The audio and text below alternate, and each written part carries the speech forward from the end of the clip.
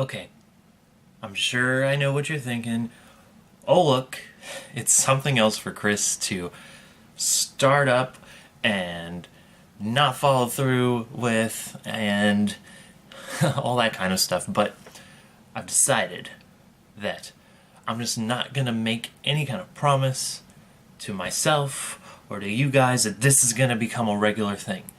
I'm just so excited about WrestleMania being this past weekend, and I wanted to talk about it, so I'm gonna talk about it. So let's talk about WrestleMania!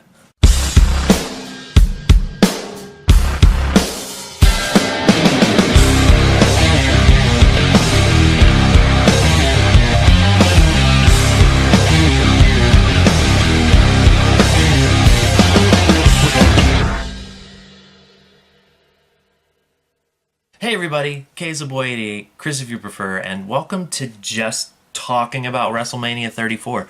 I think I'm just going to go match by match and just share my thoughts on what happened. Overall, I thought the show was quite enjoyable. As you'll see, kind of as I get talking about it, there's a definite point in the night where everything just kind of started going downhill. And, you know, that kind of sucks, but I think that's bound to happen with a show that's running 5 hours total and then 2 hours before that with like a pre-show. So overall, I enjoyed the night a lot. So yeah, let's just get started with, talking about the matches. So the first match in the pre-show was the Andre the Giant Memorial Battle Royal, and it's fine. It's one of those things, I don't really like battle royals that much, and it's basically because you have 30 people in the ring from the beginning. You can make out maybe only a couple people. There's just flailing everywhere because they're all just fighting, I guess, and it's not really until the end when you can really make out who's even in the ring, and it's different from the Royal Rumble where like everybody gets an entrance. You get to see who's coming in, so you know who's in that ring even when it starts getting full. The Battle Royal, you just start with so many people, and I don't know, I find it really hard to care, because I don't even know who's in there. I don't even know who to root for, you know, I mean, like, there's certain people where, like, oh, there's a giant guy who's wearing all red, that's probably Kane, so it's until it starts to thin out a little bit, maybe halfway through the match, you can kind of definitely see, I mean, when they get tossed out, you can tell who got eliminated, but you're like, oh, okay, Goldust was in the match, cool. And it's hard to care when you have no point of reference for who's even in the match.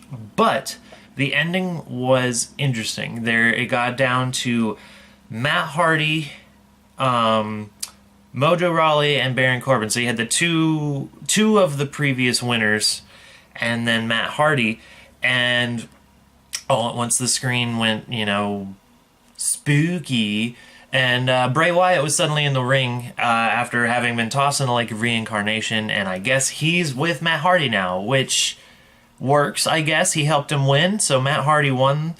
I was kind of hoping for maybe like a whole repackaging of Bray Wyatt, like maybe not even being Bray Wyatt anymore. But I can see him being with Matt Hardy, especially now that Matt Hardy is, woken and being crazy. It kind of matches up together. So I don't necessarily have any complaints about them partnering up. I was just hoping for more, I guess, with Bray Wyatt. Next match came for the Cruiserweight Championship. It was Cedric Alexander versus Mustafa Ali, and this match was a lot of fun, as many of the Cruiserweight matches are. It just kind of makes me sad that it really seems WWE does not care about the Cruiserweight division. Once again, it's on the pre-show for the belt. And last year, they completely cut the match entirely from any kind of home release, like the DVDs and stuff. So the match was great. The crowd was into it, which is always fantastic to see. But I get the feeling it's not going to matter in the long run. You could just tell the two guys were absolutely busting their ass, putting on the absolute best show they can, and it was fantastic to watch. I'm just worried that WWE doesn't really care, and that's why they stuck them on the pre-show. I hope to be proven wrong, because these guys deserve recognition for the work that they're doing. But we'll have to just see where it goes, I guess. Then came the first ever historic women's battle royal of history. And I might be getting the title wrong, but I'm pretty sure the word historic was in there a couple different times. And it's kind of the same deal as the men's battle royal, where, like, there was a whole bunch of NXT superstars in this women's battle royal. I didn't know that until they were gone.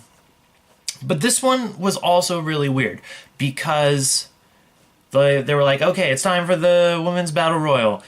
Becky Lynch gets an entrance. She didn't get her smoke. It's WrestleMania. Come on, WWE. She can have some smoke. Go with her entrance again, right? Hashtag we want Becky. Anyway, so Becky gets an entrance. They show her do her entrance. She's in the ring. They kind of do this weird pan over, and then there's all of the other women just walking down the ramp to Becky's music, which was real weird. And then they cut to a commercial, and they came back, and then Bayley got an entrance. And then Sasha Banks got an entrance. So we had 3 entrances, and 27 other people that just kind of walked to the ramp at the same time. And that's just, I understand you can't just have 30 entrances. That's going to take up way too long, but it struck me as really weird to just randomly have 3 people do an entrance and nobody else. And then, the Battle Royal was a Battle Royal. Some of the NXT people, like I mentioned, where it was like, I didn't know they were there until suddenly they were there. Like Bianca Belair, she got to do her 450 splash, which is always incredible to watch. And Kairi Sane got to do her elbow drop before getting eliminated. But if you were watching from home, don't feel bad if you didn't see that, because we didn't see it watching from home. They cut to a commercial. And during the commercial, the winner of the first ever Mae Young Classic got a spotlight and eliminated. And we got told after a commercial oh yeah, by the way, Kairi Sane got eliminated. That's dumb. That's really dumb, and it seems really disrespectful. If you're gonna put so much importance and call something historic, this is historic, it's the first time we're ever doing it, why are you cutting to a commercial in the middle of it? And then, not only cutting to a commercial, having important things happen during that commercial to where we have to get caught up because we couldn't go to New Orleans. That was really dumb.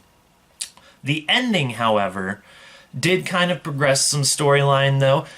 Sasha and Bayley seemed to be the last two. They shook hands, just kind of like yeah, we're the last two, we're gonna do this right, and then Bayley just tossed her out. The crowd went insane. It was great story progression. Everyone, including myself, thought Bayley had won, and everyone was super excited about it. And then Naomi came back in because I guess she hadn't been eliminated. And then she won. Which, congratulations to Naomi, that's awesome. It was really nice to see the crowd get behind Bayley because WWE had completely killed any of her momentum, and that was incredibly sad. But it was nice to see the crowd is still behind her if she can get the booking to get them behind her. Everyone was super excited that they thought she won, and they got real bummed when she didn't win.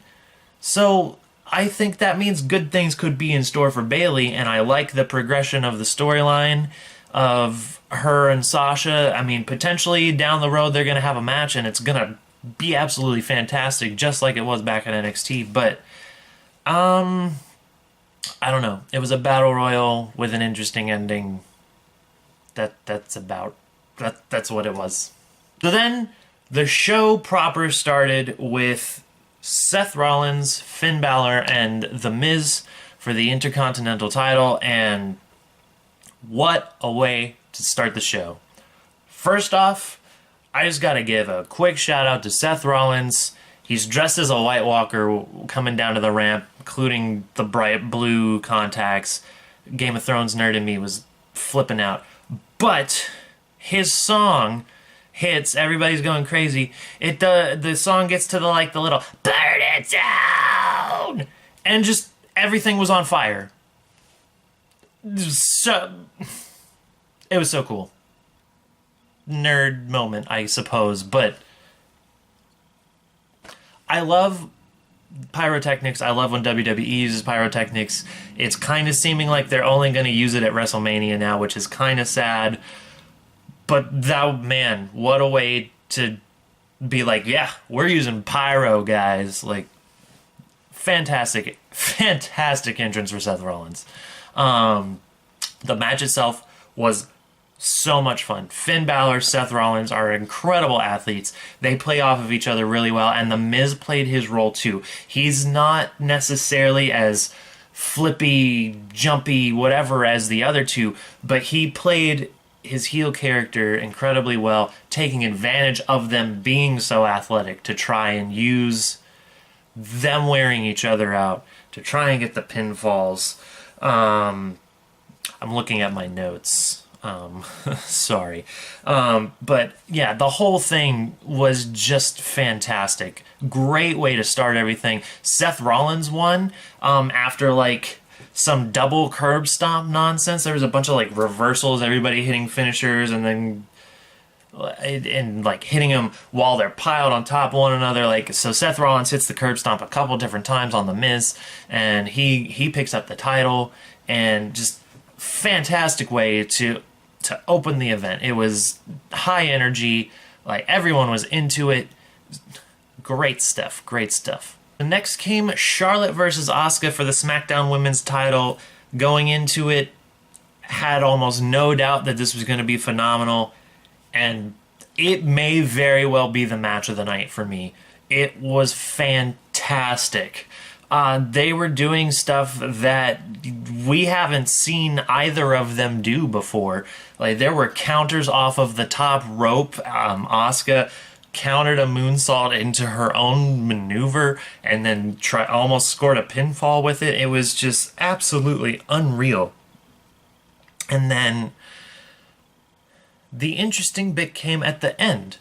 Asuka tapped out. Her 900-something day winning streak is over. I have mixed feelings on it. If it was going to happen to anybody, I feel like Charlotte was the right pick. I don't know that this was necessarily the time to do it. But what followed was incredibly great. Asuka got on the mic and was like, Charlotte was ready for Asuka. And they hugged for a good long while. They had so much respect for each other, and nothing ruined it. I have expected Carmella to come down and cash in her money in the bank and just ruin the entire moment. But that didn't happen. And so we just got a great show of respect for two incredible athletes who had just performed phenomenally. And, I may have mixed feelings on Asuka's undefeated streak ending, but the match, I have no complaints about the match. The match was superb. Then came the U.S. title match, which was a four-way between Jinder Mahal, Randy Orton, Bobby Roode, and Rusev. Number one, seeing Bobby Roode at WrestleMania. Never thought that was going to happen. So that in and of itself was great. But the match was just okay. It wasn't bad, but it wasn't that great. There were definitely a couple times where I kind of checked out of it and then was like, oh, they're still fighting. There were some fun spots, but most of the whole four-way match just kind of came down to two people being in the ring because the other two had been tossed out, or, they were too hurt to do anything, and I don't know. It was just very, very It was there. It was fine. Rusev, though, is so over.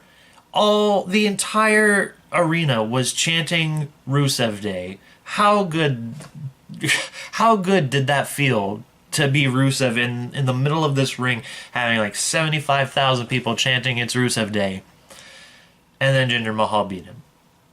Jinder Mahal's the U.S. champ. Great. I mean, if Jinder Mahal has to have a title, I think the U.S. title makes sense. I just don't understand why the WWE doesn't just push Rusev. He's so over. I love the Rusev Day gimmick. It is very clear the WWE Universe loves the Rusev Day thing going on, and I don't know why they won't just run with it. Then came another big highlight of the night, and that was Ronda Rousey and Kurt Angle versus Triple H and Stephanie McMahon. I honestly expected this match to be short. It was possibly the longest one of the night. I haven't looked at the total match times, but this one went on for a bit and it didn't really lull at any point. There was a lot of great storytelling that went on. Eventually Ronda made Stephanie tap out with the armbar, which I feel that was the right ending. My biggest concern, and I don't know if concern is the right word, my biggest gripe with the whole match is there was a point where Stephanie was countering her Rousey's armbar and a whole bunch of other submissions that MMA fighters weren't able to counter when they were legitimately fighting. And I don't buy that. It kind of broke the believability a little bit, which the match kept going and the story kept going, so it was fine. It was just really weird that it was kind of one of those, well, she shouldn't be able to do that. I mean, she did, so here we are. But this match was fun and it felt important. It was better than it had the right to be, I believe, is how I'm going to phrase it. I always expected Rousey to be good, and I thought her coming to the WWE was a fantastic decision, and this just cemented that. I'm excited to see where she's going in the future. Then it was time for the SmackDown tag titles with The New Day, The Usos, and the Bludgeon Brothers. And it was relatively short. It had some fun spots, but I think it needed to be short. The Bludgeon Brothers won, which is perfectly fine. I think that was the right decision because the Bludgeon Brothers are fun, but I don't see them having incredibly long matches. And that's not anything against Harper or Rowan, but just with how they've been built, having super long matches with them doesn't make sense. They basically come out, destroy everything, and then walk away. And that being expanded over a long amount of time, I don't know that will make sense down the road. So hopefully they can keep the momentum going now that they have the tag belts. But I think the biggest problem that this match had was having to follow the Ronda Rousey match, because there was so much energy and excitement over that match, that the crowd enjoyed it, and it was easy to tell that they enjoyed it, but they were kind of low on energy because they had just seen this super great kind of show stealing match, which is absolutely nothing on the people in this tag match. It's just one of the things that kind of sucks when you're doing back to back to back to back to back. Then came my absolute favorite part of the show. Now, this doesn't, like, I said that Charlotte and Asuka was the match of the night, and it was. It was the greatest match of the night. This was the greatest segment of the night. And there was technically a match involved. I'll break down everything that happened, if you didn't see it. So basically, over the past month and a half, John Cena had basically been calling out The Undertaker and was like, Undertaker, we gotta fight. I'm John Cena. You can't see me. Please fight me, Undertaker, otherwise I can't do anything at WrestleMania.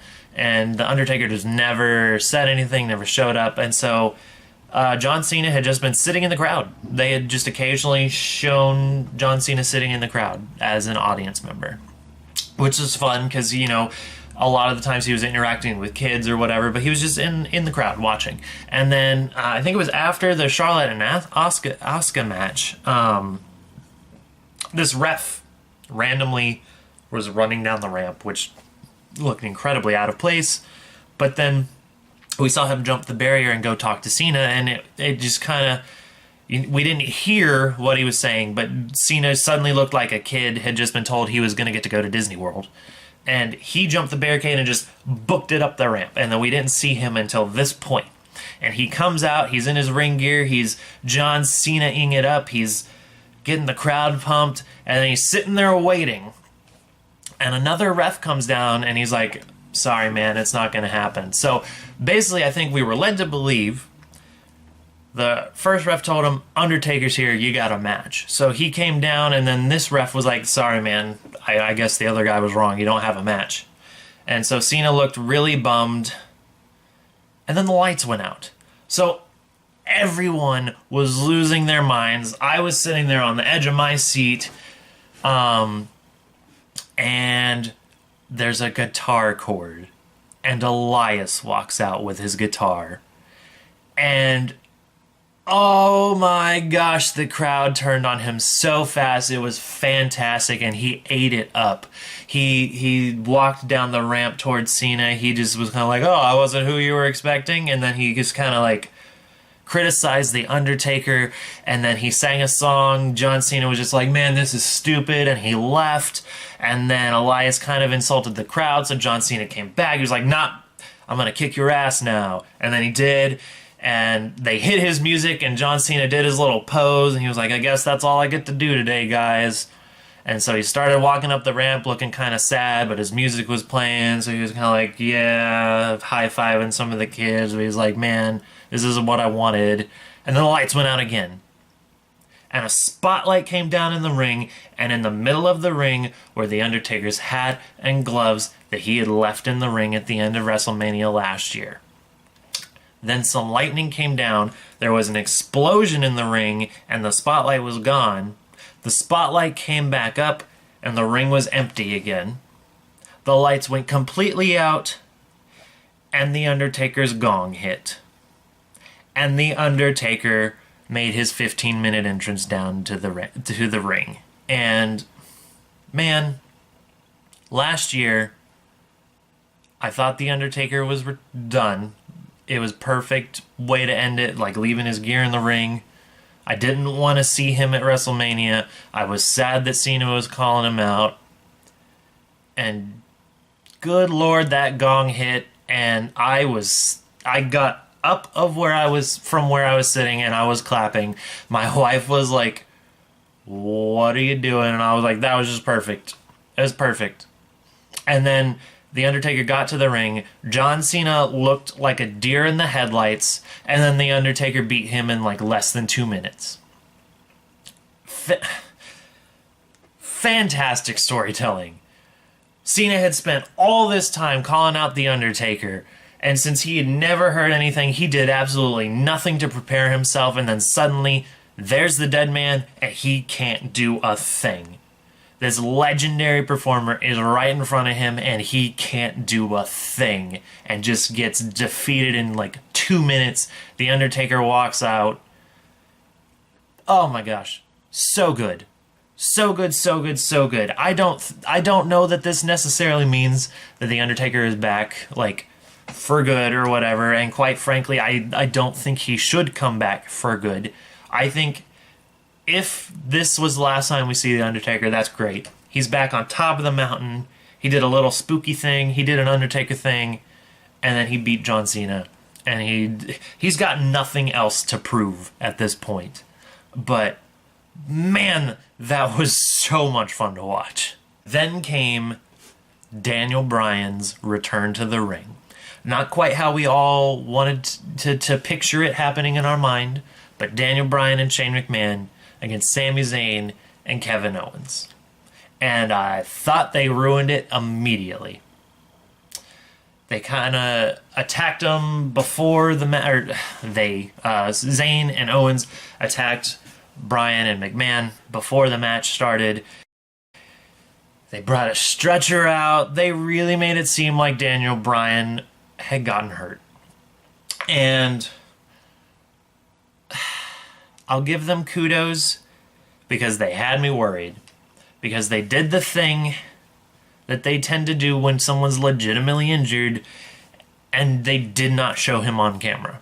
They were intentionally putting the camera in angles where you couldn't see what was going on, which is what they do when someone legitimately gets hurt. So I got concerned. And then I realized it had been a really long time, and that stretcher was still down there, and Daniel was not on it. And then he popped back up, and he got to wrestle. And, man, he hasn't missed a single step. He's so good. Guys, what did we do to deserve Daniel Bryan? I'm so happy he's back. I know he's over the moon to be back. There's not much I can say other than Daniel Bryan wrestled at WrestleMania. Like, picture that, and you've got what that match became. The big surprise came that Daniel Bryan won. So Sammy and Kevin got fired, or stayed fired, I guess, technically, and that was not what I expected to happen. So I'm really curious to see where they go with this. Are they just going to show up on Raw and just be on Raw now? Or, like, where is this going?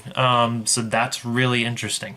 So now we're getting to the part of the show where there was a definite downhill struggle. It's not to say that there aren't bits that were good, but this is where things started to not be as good. The next match was for the Raw Women's title between Nia Jax and Alexa Bliss. It was alright. It was cool.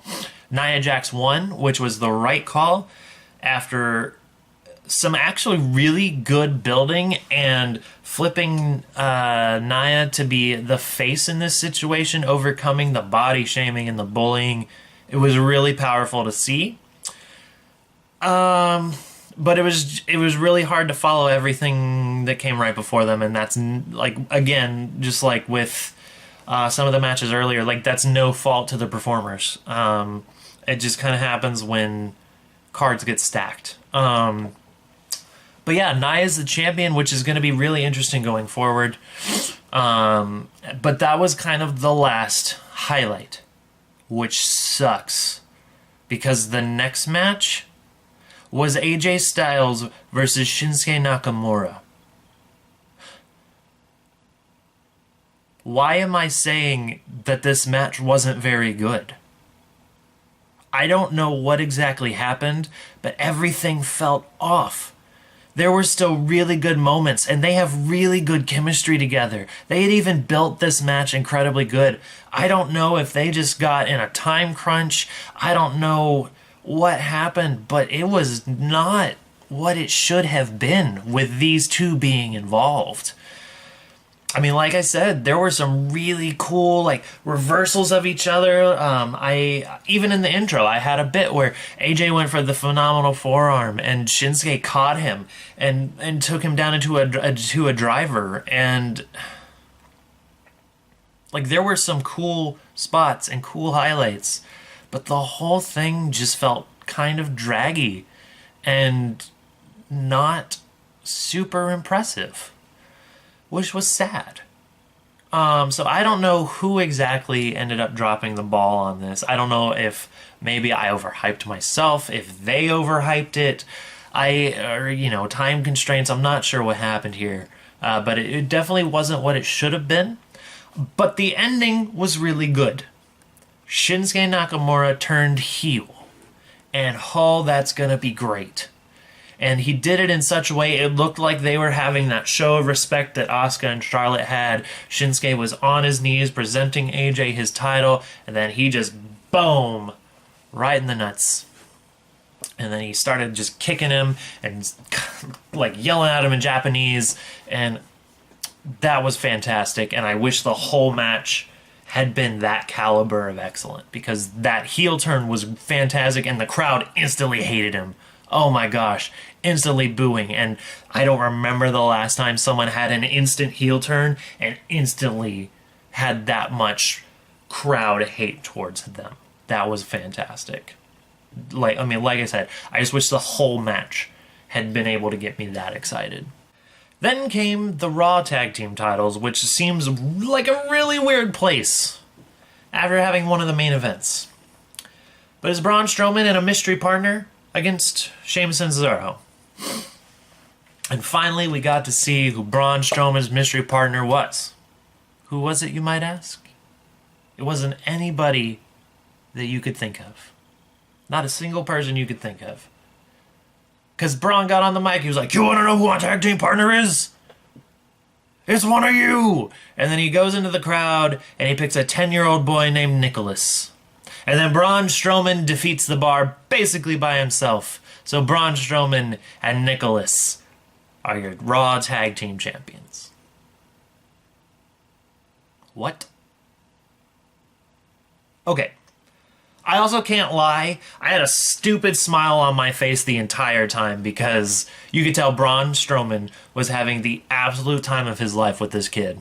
But what?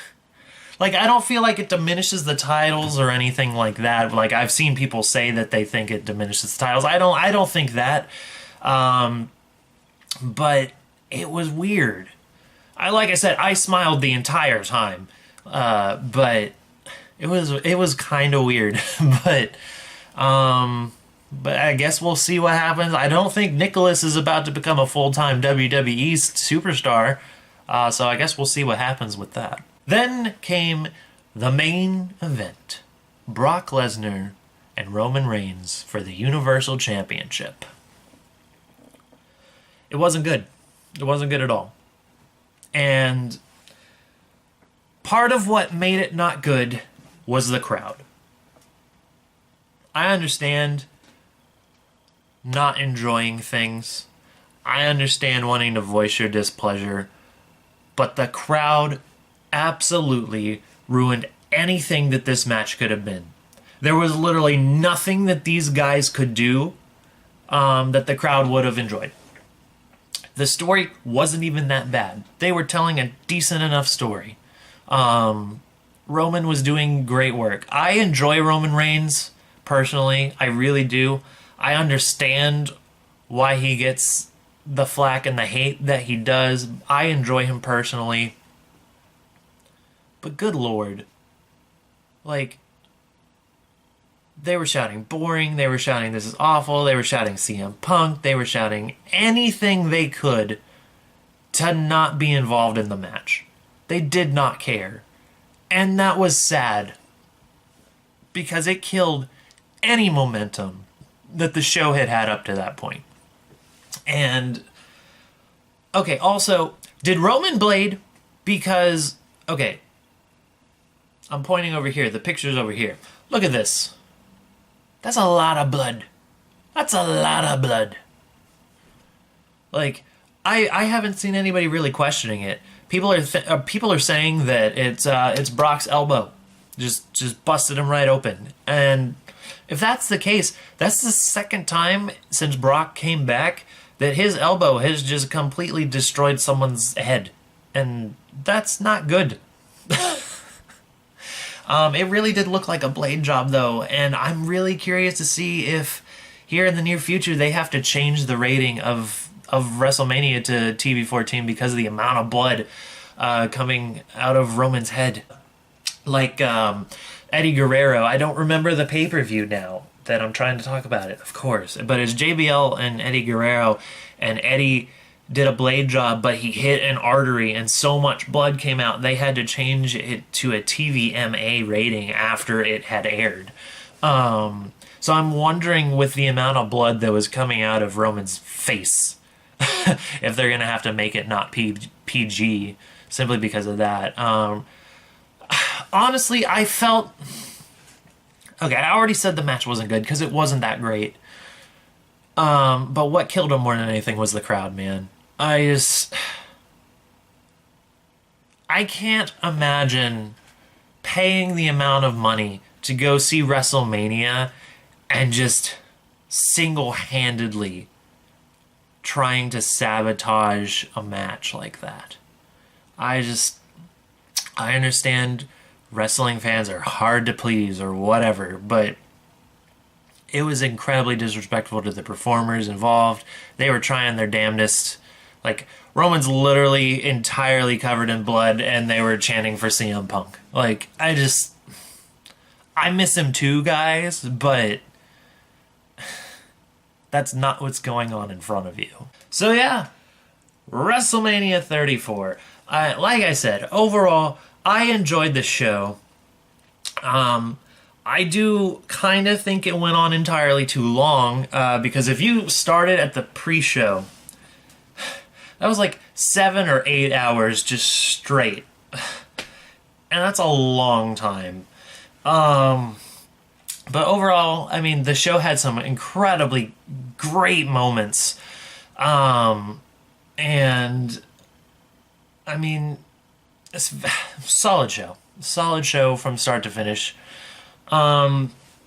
If you watched WrestleMania, let me know in the comments below what you thought of the show. What was your favorite match of the night? And do you think Roman bladed? I really kind of think maybe he did. Like, we're not supposed to know. But I think maybe he did. But let me know what you think in the comments below. If you liked me kind of recapping the show like this, let me know. Leave a thumbs up, and maybe I'll do something like this with other WWE shows down the line. Like I said, I'm not really going to try and make this into a constant thing that I'm doing. But I was real excited about WrestleMania, and I wanted to talk about it. I wanted to do this. So yeah, definitely let me know what you think, and if you think that maybe I should do something else along these lines in the future. And I will see you guys next time. Bye.